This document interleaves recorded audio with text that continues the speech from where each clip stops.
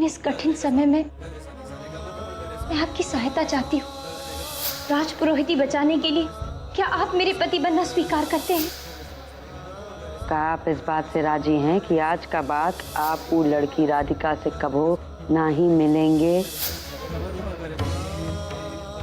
आप चाहे खुद को कितना भी रोक लीजिए, लेकिन मेरा मन जानता है आप लौटकर जरूर आएंगे।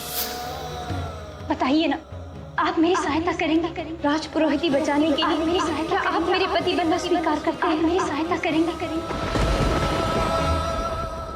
पता है पूरी रात मैं तुम्हारे लिए कितनी परेशान रही। ना तो तुम घर आए और ना ही तुम्हारा फोन लग रहा था। बार बार मेरे मन में ख्याल आ रहा था कि कुछ ना कुछ ऐसा जरूर हो रहा है जो नहीं होना चाहिए। और वो राधिका की हिम्मत तो देखो, तुम्हारा पीछा करते करते वो चंदनपुर तक पहुंच गई। मैंने तो सोचा भी नहीं था कि वो इतना नीचे गिर जाएगी। तुम बताओ, तुम क्यों पूरी रात उस राधिका के साथ? इतना परेशान होने की कोई जरूरत नहीं है कनिका। मैंने अग्नि को साक्षी मानकर हमारे साथ 7 फेरे लिए, 7 वचन लिए, जिन्हें मैं जिंदगी भर निभाऊंगा।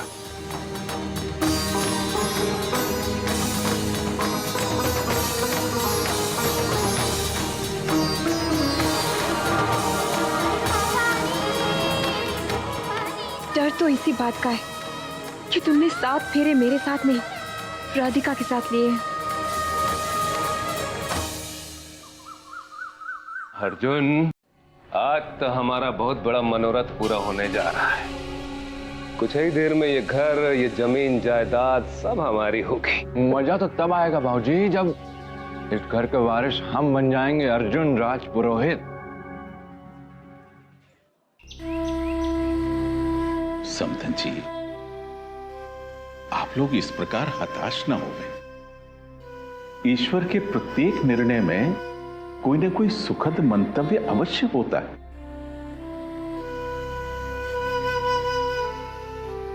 चलिए दिल्ली चलने की व्यवस्था कीजिए। देव का हक छीना जा रहा है और उस बेचारे को कुछ पता नहीं है। और सबसे दुख की बात तो यह है कि राजपुरोहिती गलत हाथों में जा रही है शास्त्री जी। लेकिन मां, ऐसे में हम कर भी क्या सकते हैं? आज राजपुरोहिती के समारोह में अर्जुन को नया राजपुरोहित घोषित कर दिया जाएगा और हमें ना चाहते हुए भी वहां जाना पड़ेगा। चलिए दिल्ली जाने की तैयारी कीजिए। राधिका है कहां? प्रातः से दिखाई नहीं दी। अरे सॉरी, सुन। ए छोरी, इतना देर से चिल्ला रहे हैं, सुनाई नहीं देता का? अंदर कहां घुसे जाता हूँ? भाई साहब देखिए, मैं सिर्फ अभय जी से 10 मिनट के लिए मिलना चाहती हूँ, मुझे मिलने दीजिए ना। इतनी देर से समझावत है, तोरी खोपड़ी में बात समझ में ना आवत का? हाँ, तू अंदर नहीं जा सकता। हम लोगों का सख्त आदेश है कि तो के हवेली में ना जा दी जाए। चला लौटा यहाँ से वापस, चला। चलो। देखिए भाई साहब, मैं भी बहुत बड़ी मुसीबत में हूँ और मेरा उनसे मिलना बहुत जरूरी है। निशा जी, कितना मीठा आवाज है आपका। थोड़ा मिठास हमारे संग बांटिए ना। एक बार मुझे उनसे मिलने दीजिए ना। ये यहाँ क्या कर रही है? देखिए, मैं आपके आगे हाथ जोड़ रही हूँ। चलो यहाँ से। मेला लगा रखा भैया यहाँ। अरे राधिका जी, आप घबराइए मत। डरने का कोनो जरूरत नहीं है। हम एकदम से सुधर गए हैं, भगवान कसम। अमंत जी का फोन करके कही क्या हो रहा है यहाँ?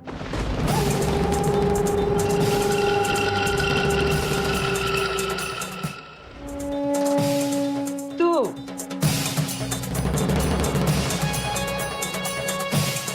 यहाँ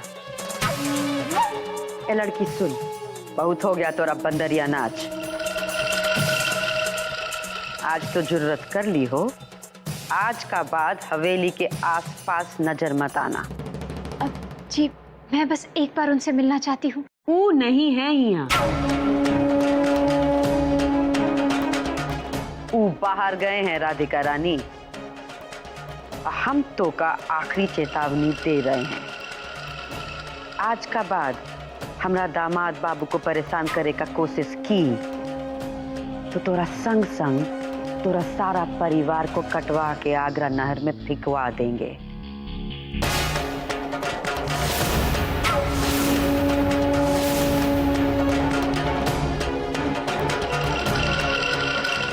समझी?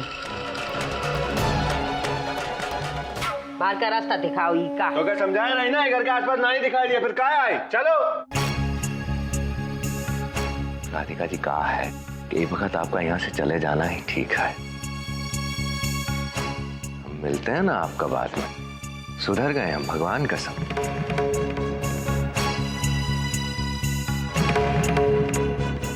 प्यार से छोड़ के आओ बे। चिंता न करें समधन जी, ईश्वर के घर देर है अंधेर नहीं है।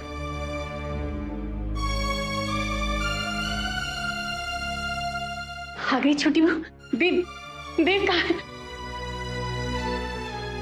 क्या हुआ? देव नहीं आया?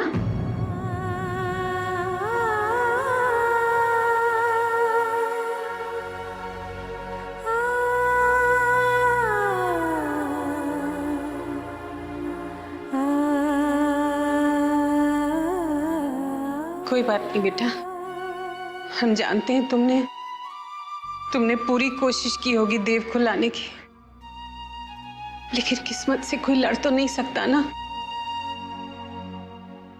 चलो बेटा, चलकर तैयार हो जाओ, हमें दिल्ली के लिए निकलना है।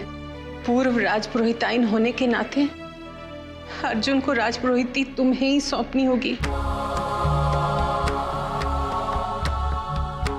माँ ठीक कह रही छोटी बहू, जाना तो पड़ेगा ही, लेकिन दादी माँ यहाँ अकेली रह जाएंगी।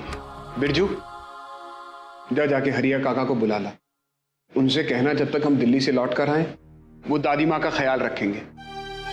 रुकिए भैया, हम दादी माँ को साथ लेकर जाएंगे।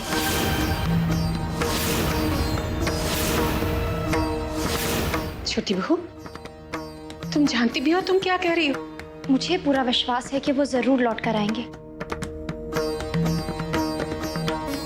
और अगर इस बार मेरा विश्वास हार गया तो माँ जी उन्हें सच तो बताना ही होगा।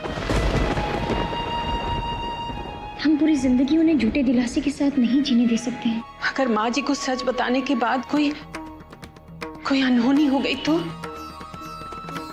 समधन जी, राधिका उचित कह रही है। माँ जी हमारी वरिष्ठ है, कब तक उन्हें सत्य से दूर रखेंगे?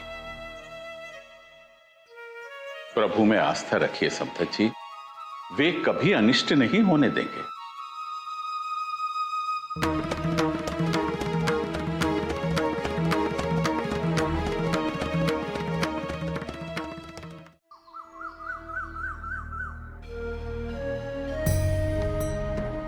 और देखो कितना होशियार हो गया, अपने आप स्कूल जाने को तैयार हो गया है। ललन, दीपू को स्कूल लेकर जाइए।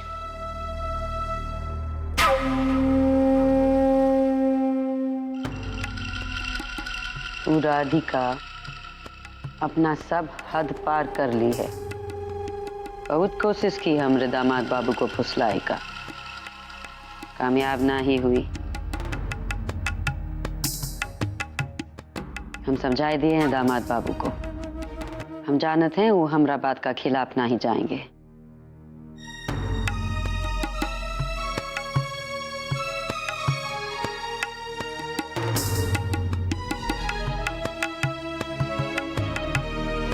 एक काम देते हैं हम तो का, वो राधिका वो के परिवार को संभाले का जिम्मेदारी तोरा। जी माई। कौन औरत हमरे भोले भाले दामाद बाबू को फंसाई के ई घर से हमसे दूर कर दे, ये बात हमसे बिल्कुल बर्दाश्त नहीं हो। वो राधिका कितना भी जोर लगा ले, हमरे दामाद बाबू को हमसे दूर नहीं कर पाएगी। माई ने तो मेरी सारी चिंता एक बार में ही दूर कर दी। समारोह आरंभ करने की व्यवस्था पूरी हो चुकी है। आप लोग अपना अपना स्थान ग्रहण कीजिए। हाँ भाई, विराजिए सब लोग। लेकिन पूर्व राजपुरोहित परिवार कहाँ है? समारोह में उनका आना भी तो जरूरी है।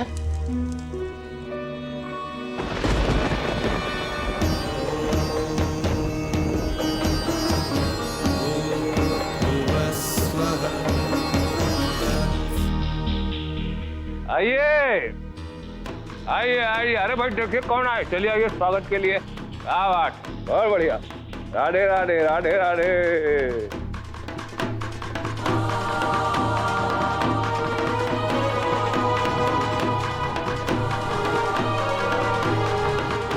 दीपिका,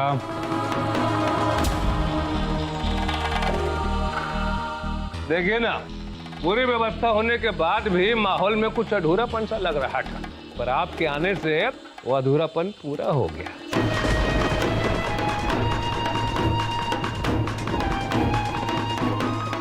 साहस शास्त्री जैसा होता है ना कभी कभी।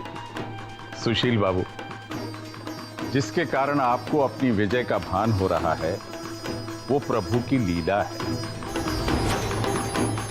जिस समय प्रभु अपने माया जाल से पर्दा हटाएंगे उसी समय दूध का दूध एवं पानी का पानी हो जाए। शास्त्री जी, अब चाहे पर्दा उठे या गिरे, दूध भी हमारा होगा और पानी भी हमारा ही होगा। आपके हिस्से सिर्फ प्यास आएगी, प्यास। सुशील, शास्त्री जी हमारे समधी हैं। उनके साथ किस तरह से बात करना ये तुम्हें सिखाना पड़ेगा। क्षमा कीजिएगा चाची माँ, क्षमा कीजिएगा। देव बाबू कहाँ है?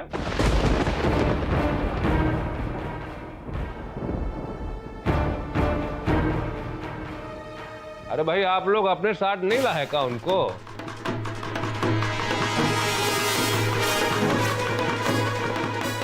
आप लोग तो बड़े विश्वास के साथ कहते थे कि देव बाबू आएंगे और राजपुरोहित बनाए जाएंगे।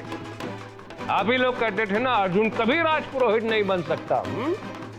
अब बताइए, बताइए ना, देव बाबू कहाँ हैं? ये कैसी बातें कर रहे हो तुम?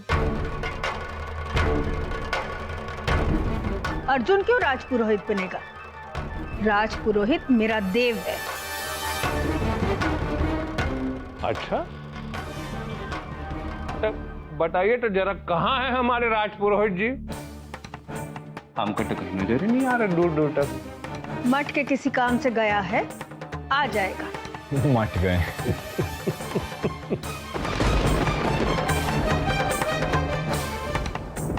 चाची माँ, वो किसी मठ के काम से बाहर नहीं गए हैं।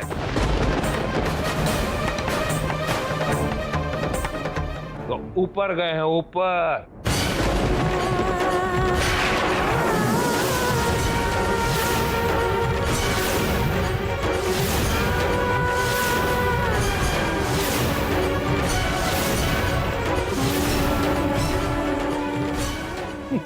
मठ के काम से बाहर गए हैं। सुशील, सुशील, सुशील, ये कैसी बातें कर रहे हो तुम? मुझे कुछ समझ नहीं आ रहा है। इतना समझ में आ रहा है कि तुम्हारी नियत में खोट है। सुशील, मेरी बात का जवाब दो। बड़ी बहू, तुम यहाँ इन लोगों के साथ क्या कर रही हो? तुम्हें तो अपने परिवार के साथ होना चाहिए।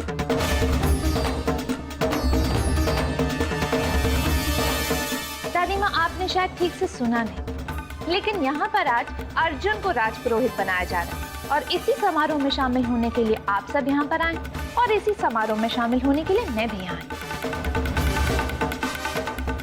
Now will you excuse me?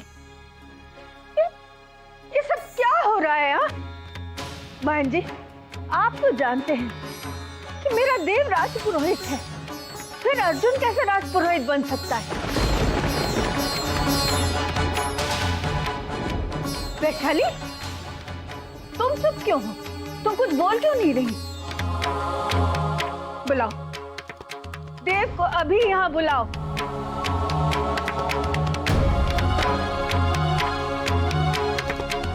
देव बाबू मर चुके हैं। अब वो कभी वापस नहीं आएंगे।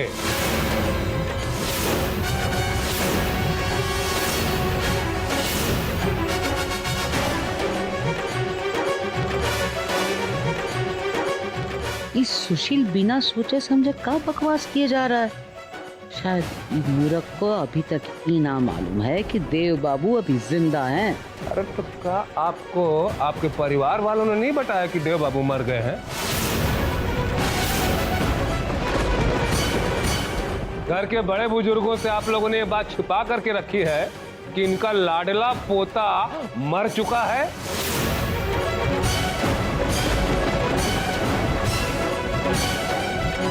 देखिए चाची माँ, बिल्कुल साफ साफ स्पष्ट शब्दों में हम कह रहे हैं कि आज से 5 साल पहले देव बाबू मर चुके हैं।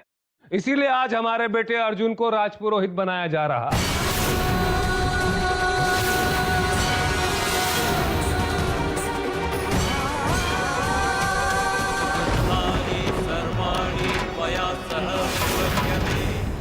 पुलिस स्टेशन से फोन था, देव की गाड़ी का एक्सीडेंट हुआ।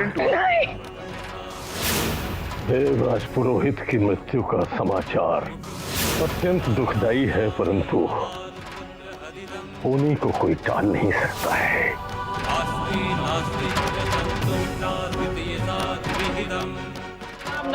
सत्य है राम नाम, सत्य है राम नाम, सत्य है राम नाम, सत्य है राम नाम।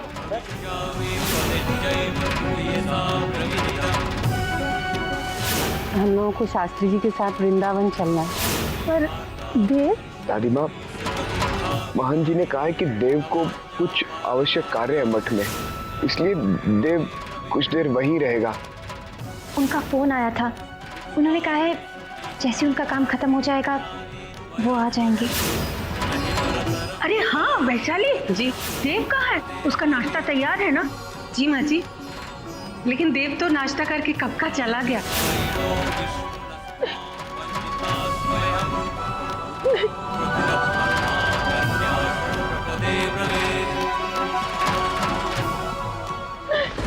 माँ जी, दादी माँ, माँ जी। ये तो 5 साल पुरानी कहानी को याद करके बैठी हुई है, पर इनको क्या पता कि 5 साल पहले तो इनका लाडला बच गया था, पर अब हमारे आदमियों ने उसका काम तमाम कर दिया। आराम से बात। तुम लोगों ने मुझे पहले क्यों नहीं बताया? क्यों छुपाया? क्यों मुझे पहले याद नहीं दिलाया? दादी माँ, आप परेशान मत होइए, वो जिंदा हैं और वो जरूर आएंगे। 5 साल से तो सुन रहे हैं कि वो आ रहे हैं, आ रहे हैं, आ रहे हैं। मान जी, आप शपथ विधि का समारोह शुरू कीजिए, मुहूर्त हो गया है। चलिए शुरू कीजिए आप। नहीं महंत जी, ये नहीं हो सकता। जब मेरी राधिका कह रही है कि मेरा देव जिंदा है, तो वो जिंदा है, वो जरूर आएगा।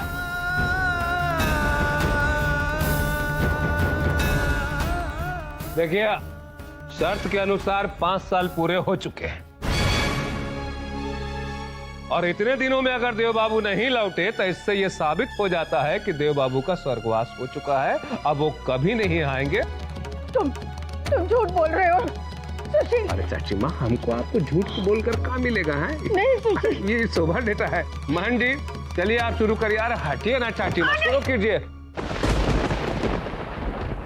माँ जी, Vinta,